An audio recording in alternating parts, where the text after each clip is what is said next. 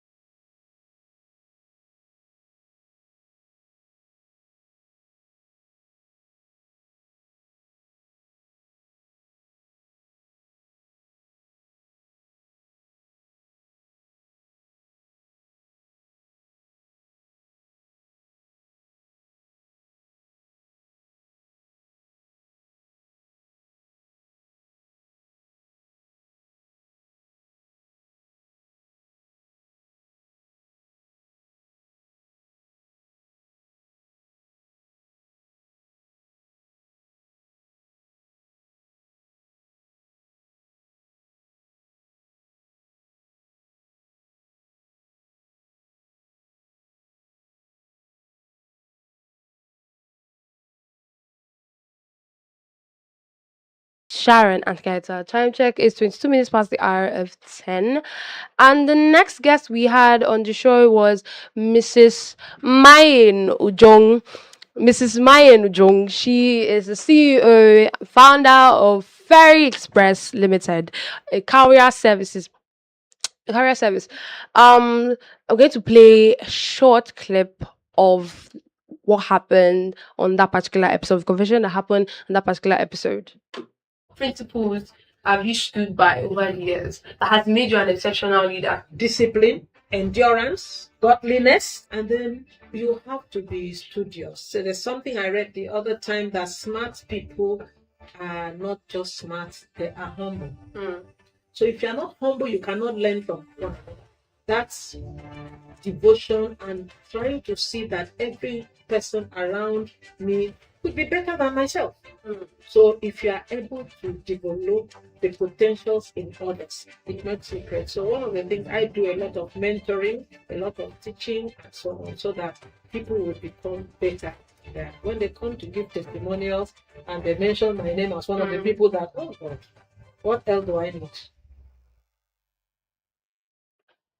Okay, that was a short snippet on the particular conversation that happened that day. That's episode 2 of the Founders Community Network season 4, and we interviewed Mrs. Mayen Ujong, and she said a lot of pivotal things. She mentioned humility, discipline in your art. She also said one of the important lessons that she learned from her younger employees is the importance of continuously acquiring new skills. She believed in learning from them because it ensures that even when they are not around, she won't be stranded. Keeping an open mind and embracing new knowledge has really helped her remain relevant and adaptable. And it's something that needs to resonate in every space you are in. You keep developing, you keep growing, you keep striving to be the best version of yourself. You keep striving to be better than you were yesterday. Always acquiring new skills, learning from people that you feel like you would not necessarily need to learn from. She learned from her younger colleagues, people that are younger than her. She knew that she didn't have some things. She didn't know some things. So she sat down and asked these people to teach her. She learned from them. And it's one thing that people don't want, especially the older ones, don't want to sit down and understand. It's not everything you know. You it's not everything that you will know. You're not perfect in everything. And as much as possible, striving to learn from even people that you consider low or least is something that you need to it's a value that you need to have when starting up a business, when running a business. She also said that they believe that their customers are kings, that they are patient with their customers and they take time to understand their needs. They learn from every situation and use each experience as an opportunity to improve their services. They listen carefully to their customer feedback and value their opinions. Above all, they treat every customer with respect because excellent customer care is at the heart of their business. Again, emphasizing on customer care, customer service, the importance of treating the customer right, the importance of respecting the customer, the importance of respecting the customer's opinion, hearing out the customer, because at the end of the day, the person that is going to benefit or be affected by your service is the customer, not necessarily you. You're not doing business for yourself, but the people that you're trying to serve, right? And so, as much as possible, you need to emphasize more on customer service, the quality of care and service given to the customer, respecting the customer, learning from the experience gotten from each customer's encounter. This this is the heart of the business. Customer care satisfaction is the heart of the business because at the end of the day, happy customers will keep coming back. Happy customers will keep coming back for these said services. And I love the fact that she had a lot to say on the values and principles that she has concerning her business. Respect, discipline, understanding of the employees and the customers so that everyone is satisfied and everyone does what they are supposed to do properly. That was the interview with that was episode 2. Mayan Ujong, and we interviewed Mrs. Mayan Ujong, the CEO of Ferry Express. I absolutely enjoyed that episode, especially the rapid fire section. She had a lot to say. I remember properly that she said a book to actually go and read on is Rich Dad Poor Dad. A book that everyone should read on is Rich Dad Poor Dad. Well, this was the second episode of the show, and I know you learned from it. Also, if you're just joining us, this is the Founders Community Network, otherwise known as the Founders Connect, where we bring to you leaders, visionary founders, and CEOs that have made their business grow, that have had a lot of principles and values that have helped them through each business that they ventured into. The next person, episode 3, we interviewed the CEO of Peaches Cakes, Mrs. Helen Johnson. CEO of Peaches Cakes, Mrs. Helen Johnson, a particularly lovely lady, very beautiful and generous too. When I say she's generous, very generous lady.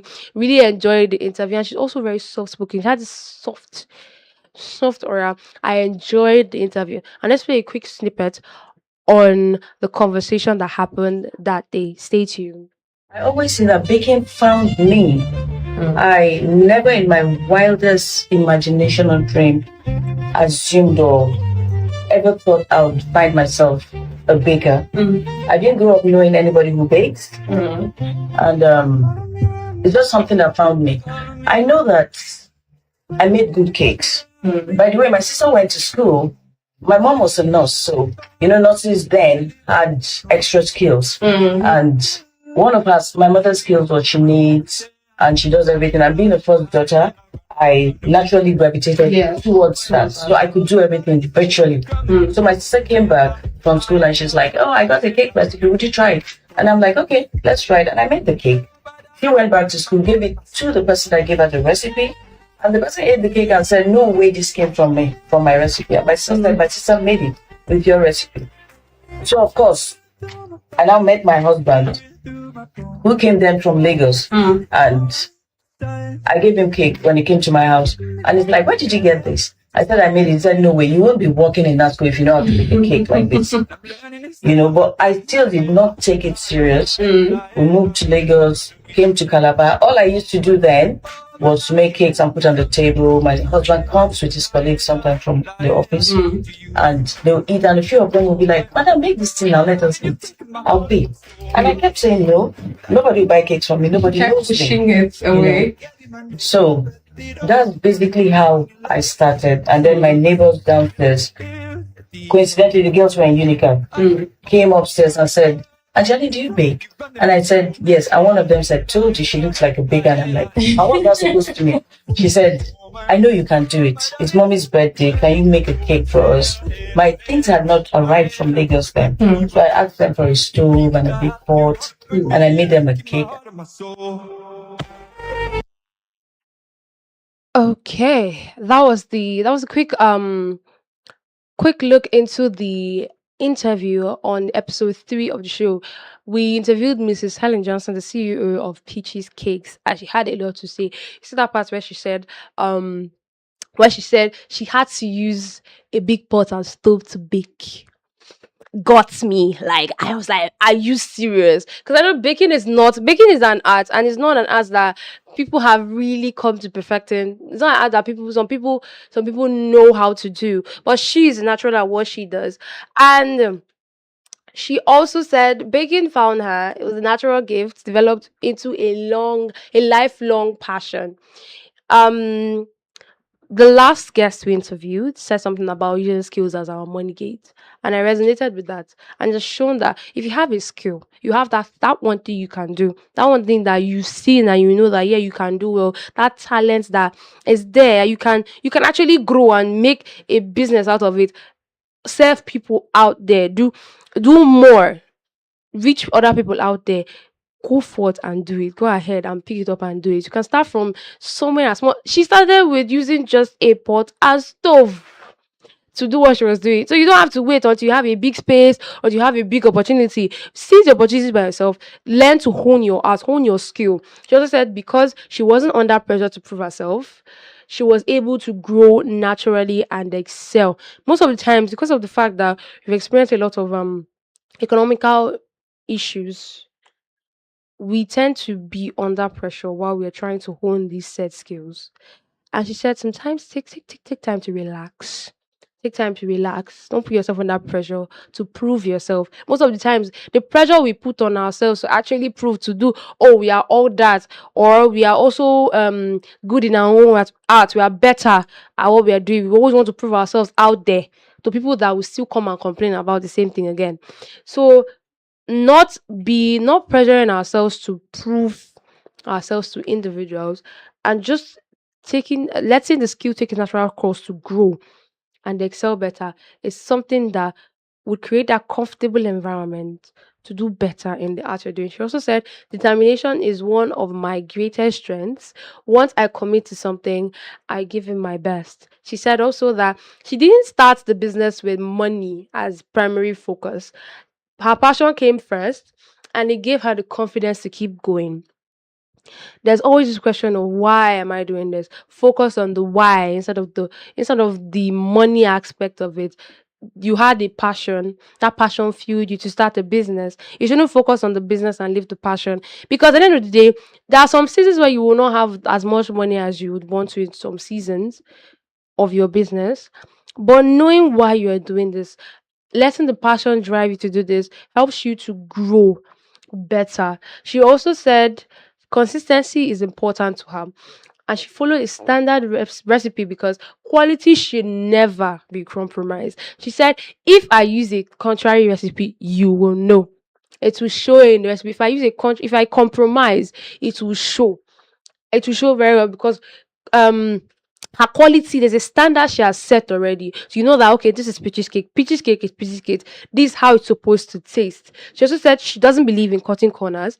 If you compromise on quality, it will always show in the final product. She said you have to be happy to create something that brings happiness to others. She mentioned, there was an example. She said somebody came in, tasted the cake, and said the person that did this is very disciplined. And I laughed at it. And she said, no, actually, it is you would know the state of mind of this person when you taste the final product. You will know that, okay, this person was sad, this person was angry. I still don't understand it, but in her field, she says when you take this particular product, you would tell the mood that this person was when the person created this product. Also, she said, respect your workplace. You can't come to work with a bad attitude when your business is centered around 7 people. Respect your workplace. I underline this thing here. No matter how many issues, the strife, the fight, and everything, I can't come on air angry. I cannot come on air pissed off. I will respect my workplace as much as possible. I've had downtimes, yes. I've had downtimes, times when I've gotten pissed off, but outside, I can't come on air and transfer the aggression to my mic. It's not possible. Respecting your workplace as much as possible, because your business is centered around 7 other people. And if I'm pissed off, you hear it in the tone of my voice. You hear it in the tone of my voice. So I would basically throw everything aside. I know that I have come to work. This is my job. I would do the job right, because I'm expected to serve other people. So respecting your workplace is very, very, very, very important in business, in serving. She made an example. I asked her what she would do if somebody comes in angry, or if an employee comes in angry or pissed off. What would she do about the situation? She said she would take the person aside and she would do the thing herself, because she doesn't want a situation where quality is compromised because the person is pissed, the person is angry, the person is sad. She would just push the person aside and do the work. Respect your workplace as much as possible. People feel like, oh, when you come to work, people just naturally have to understand that you are angry, you are this, you are that, a lot is going on. I mean, some people have emotional intelligence. Some people just know that this is not how you're supposed to behave in a workspace. You're supposed to just push this aside and do your work. Because you're serving other people. Other people will understand that you're angry at something. Other people will sit down and wait for you to explain your matter before they understand that they've paid you for something and you did not. You did not put through and get what they want. People are paying for services and they need their services to be done in top-notch form. And as such, respect your workplace as much as possible. Now, concluding that particular episode, I was really sad to let her go because I like staring at her face. She looks so beautiful that day. But I had to leave her. But I really learned a lot from that particular episode. A lot of being generous too. She's a very generous woman, very homely person, has a very soft aura, very generous person. And I really appreciate the fact that she could join us on the show. Also, let's move to the next episode, episode 4. Episode 4, we interviewed Dr. Diana Mary. Let's play snippets on how that episode turned out. Broadcast journalism from a place of passion first. Before when I learned on the job, before getting certifications here and there, trying to attend trainings and all these kind of things. So I pretty much in my lifetime have lived a life of authenticity. I'm not somebody who moves with the crowd. It gives me, I can't deal. I don't know. It's not, yes, it's not in my nature at all. I mean, I can move to the left if everybody's moving to the right. I mean, Something like yeah, I can move just like what's everybody going? I can ask questions because the entire broadcast journalism thing came out of I just love to tell stories for events. I started quite early. I was quite an early bloomer. My mother was like, "What is this one always saying? What are you always saying?" So it's just something that's been natural to me. I'm not very scripted. I'm not very scripted. So where you meet me, lights, camera, action, we can go. That sort of thing. So, and it's been the best profession for me. There's never a time. There's never a season. It's something that you can be evergreen of. There's never a time where you say you want to stop. When people say they retire from, I'm like, now in this world where we have all the platforms, everybody owns a TV station, everybody owns a radio station by virtue of digital media, social media. So this is the time to even blossom and thrive as a broadcast journalist. Okay, that was a quick snippet on the 4th episode of the show, the Founders Connect season 4. We interviewed Dr. Diana Mary, a seasoned broadcaster, a very delectable one, might I add, because I had a lot to. I listened. I was like, this woman had a lot to dish out. I could tell that she had a lot to say, but because of time and because of the fact that we factored the show in a way that just brings out few points for you to take home, she had to just narrow it down to a few things that she had to say. But trust me, she had to say more. She's been in the broadcast industry for a while. I'm sure some people were born as people started hearing her voice first on a lot of shows, a lot of TV stations and everything. She's a seasoned broadcaster, and I'm just going to talk on a few points that I could gather from what she said. I heard from what she said. She said people may admire you or criticize you, but your journey should never be driven by their opinions. Pursue your work for your own growth, fulfillment, and sense of purpose. Pursue your work for your own growth, fulfillment, and sense of purpose. I know we've had the times when people will criticize and be like, what exactly are you even doing, Seth? What are you doing with yourself?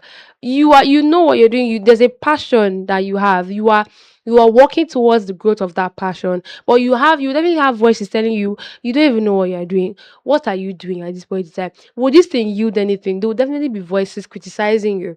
Then there will be the ones admiring you too, telling you, oh, you're doing a great job. Oh my God, we haven't seen this in a while. So like that. What you should be focused on is not their opinions.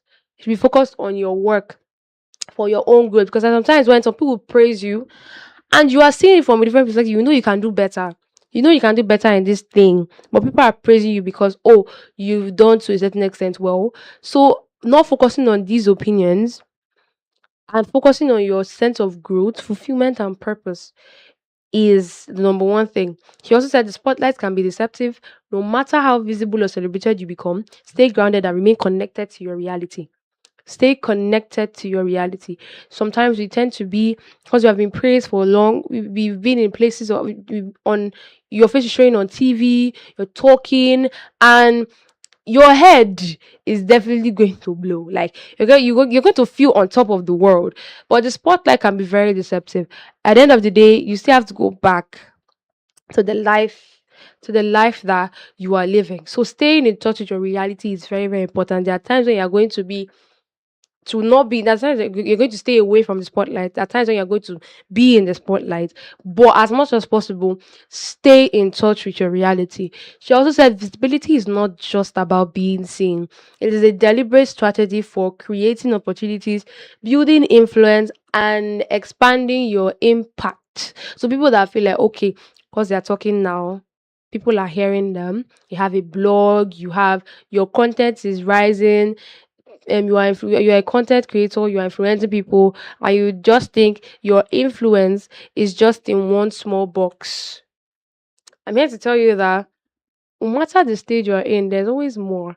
There's always ways to expand. There's always ways to expand your impact. What is your influence doing? There are different types of content. There are a lot of people that do a lot of things. People that engage in comedic content. They're the ones that do educational, the ones that do mostly information.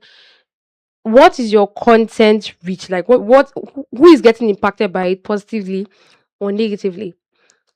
As much as possible, visibility is not just about being seen. How are you expanding this impact? How is this impact reaching the people that it's supposed to reach? Is this impact positive or negative? Sometimes we have to sit down and ask ourselves these questions. She also said service is the foundation of true leadership. The most effective leaders create value by serving others before seeking recognition. Service is the foundation of true leadership. The most effective leaders create value by serving others before seeking recognition. She also said that she has intentionally developed herself to the point where she has something meaningful and valuable to offer to the world. She wasn't just a broadcaster, she has her degrees. She trained herself to that point. She was in school, she was growing academically, she was um educationally impacting herself. She was growing. As she said, she grew herself to the point where she can offer something valuable and meaningful. And the thing she said something that really resonated in me, and I'm still going to remember it even up to now. Every skill you possess is a potential source of income. When properly developed and positioned, your abilities can become multiple streams of opportunity. She said, every skill is your money gate. Use every skill as your money gate. I have a voice, it's my skill. I'm here. I've honed the skill. Um, I'm still growing, I'm still developing. It's something that I have come to terms with, that it's my skill. I have other skills, I have other things that I am doing. She said every skill you have is your money gate. As long as you are able to grow it, you are able to develop it and properly position it properly to impact other people. Every skill is your money gate. She also said artificial intelligence is a powerful tool, but it is your own thinking that gives your work originality and lasting value. Use AI to enhance intelligence, not replace it. Use AI to enhance intelligence, not replace it. We've come to a point where people have gotten lazy. They're now giving AI everything to do. Once I give the thing the prompt, boom, it's done. There is no originality. I'm telling you, you would know an AI modified or AI generated art when you see it. You know an AI generated piece when you see it, when you even hear it, because it has now entered the music industry too. But putting your own work into it alongside the AI is supposed to be used as a tool, not replace your entire work. Once you put in your brain and your work into it, it gives it originality. It gives it that sense of human presence and emotion. Because at the end of the day, the AI is supposed to just be a tool.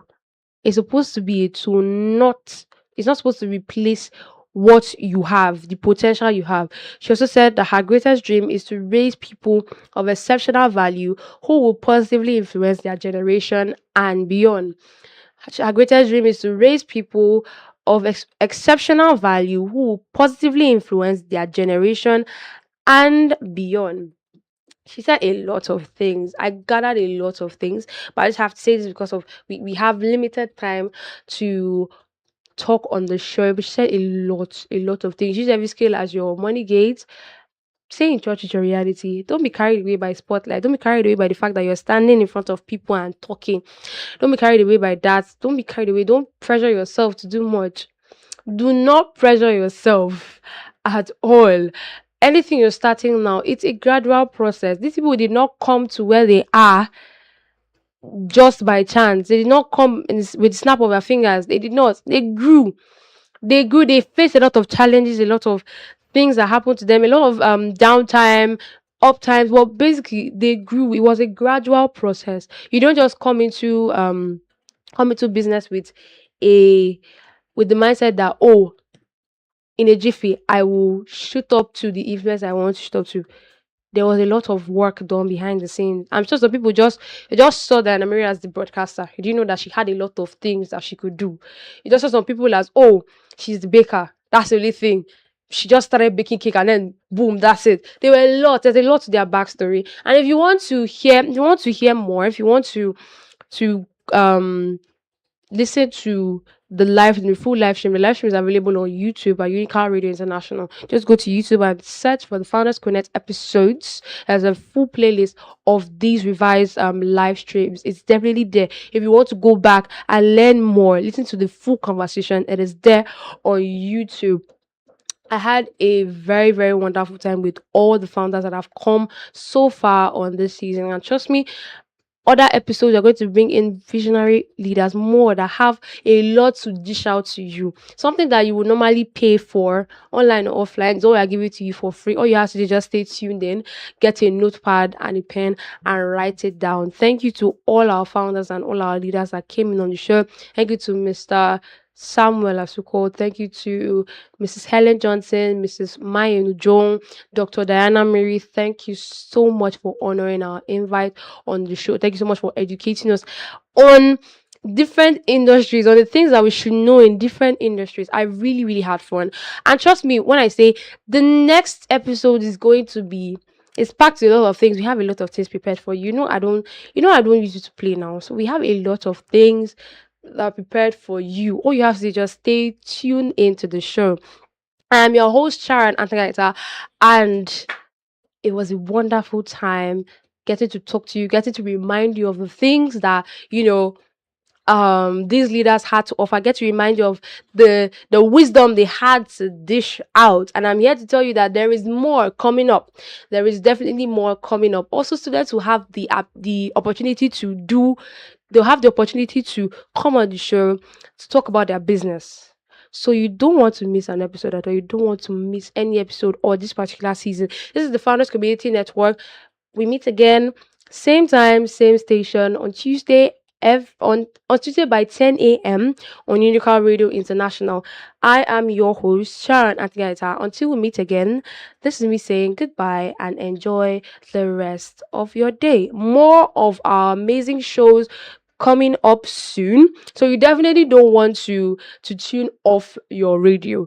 We're going to the music. This is Show Me Love by Wiz DMC and Bees and Honey. Good morning and have a wonderful day ahead.